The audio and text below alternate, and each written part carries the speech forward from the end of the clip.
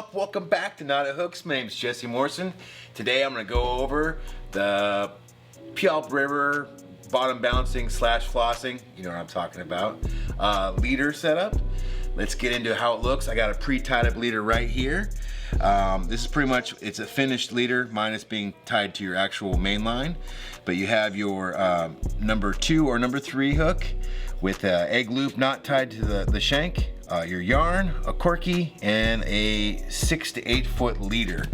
On here you have a 3-way, a snap, and your weight. Let's get into how we made this.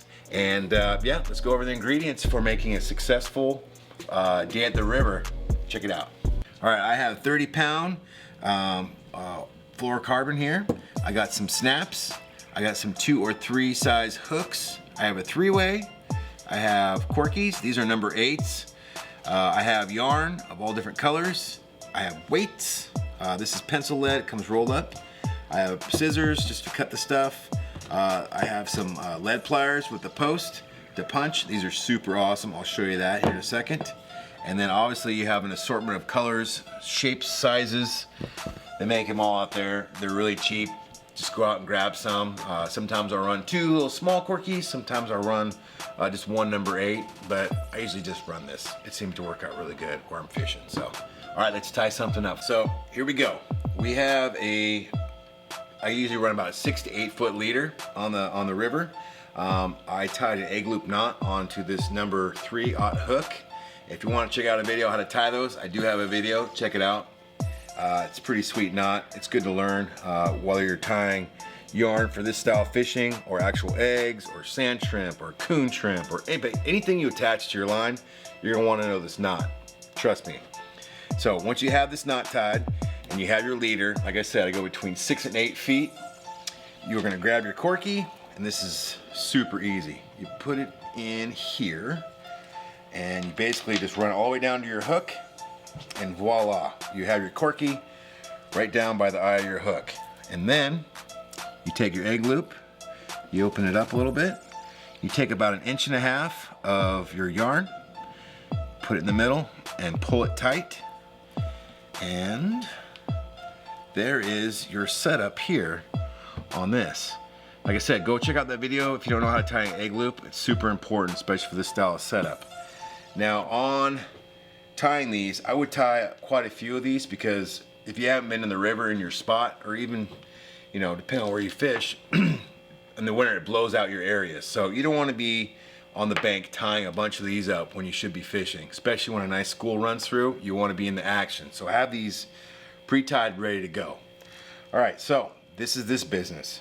Let's move on to this end of it. So on this end, I will attach to the 3-way that we have here. I'll attach to this end right here, and I'm just gonna do a uni knot. Super easy knot. I can show you real quick because it's so fast. Go through the eye of the loop here, and you just go back on itself, and then you just create a little circle. The circle itself will run this way, so the arch of the circle is in line with the actual leader itself. So you just do a loop, and then you're tagging, you're just going around both the loop and your leader together. I usually go about three times in this. Always get it wet so you don't burn your line, otherwise you'll have curly cues going all the way down. Cut your tag line. On that style knot, you can cut your tag lines really close. I usually do a double uni when I'm doing a blood knot or something like that. Okay, so this is your leader attached to this end of the 3-way. This would go to your main line on your fishing pole.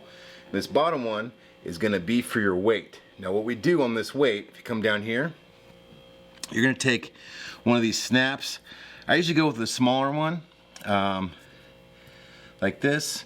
I open it up, I put it on here, and then I run it to the bottom, close this, and I already pre-made one of these, but I'll show you how to cut them. You run this in here through the snap, and you close it. So now you have a weight, you have your leader, and then this goes to your main line.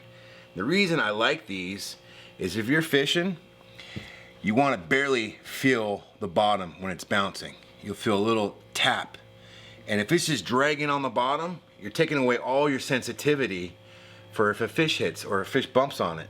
So what I do is I run these weights. That way, if I'm in the river, I carry a pair of pliers with me. I go, man, this is dragging too heavy. All right, I'm gonna take just a little bit off. And on these, you could literally just take a small section if you want. I mean, a small bite until you have it exactly perfected for that hole you're running in. And if you have control over your weights in that way, I guarantee your hookups, you're gonna catch 10 to 1 on the guy next to you, because you know if it's a fish or if it's just a little rock bumping. I mean, that's the way to do this. In this setup, you're gonna be successful for this type of rivers. And me, I use this a lot, either on the Cowlitz, on the Green River, on the Puyallup. I mean, this one is definitely known on the Puyallup River, but do this setup and I guarantee you guys are gonna be catching a lot of fish doing this. If you like this video and it helped you out, please subscribe to my channel. Give me a like, give me a comment, something. The first couple people that comment, say that you like my video, I will send you guys some free stickers with my logo on there, and you guys can throw them on your car or any fishing gear or your boxes or whatever you guys got. Can't wait to see you guys on the water. Until the next video. Bye, guys.